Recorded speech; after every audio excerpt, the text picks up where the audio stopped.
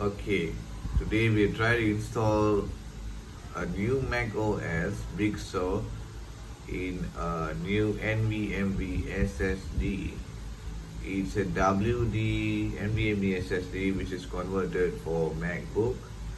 So we're trying to install on a fresh SSD. Right. Continue.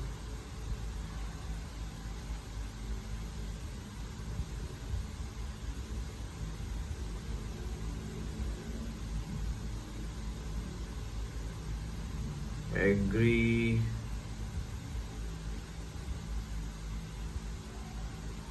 Alright, select where you want to install your Mac OS. So we can't find the disk or the SSD drive that you want to install the Mac OS. Let's go back and do the proper way. Hit install Mac OS. So we go back to the disk utility. Yeah, so this is the Mac base system. So we see the WDC 1 TB drive. Alright, partition map not supported. This is a new SSD. So we need to create a partition or format it in a format that is supported for Mac to install its OS. So we click erase. Alright.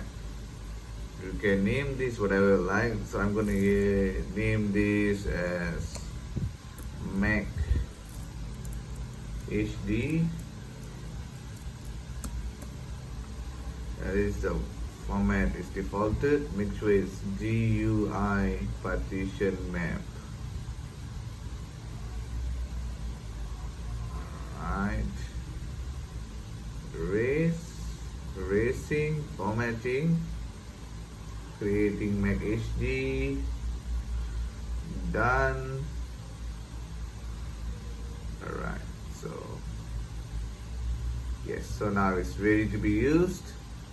So we click back here, go back and repeat the same process now.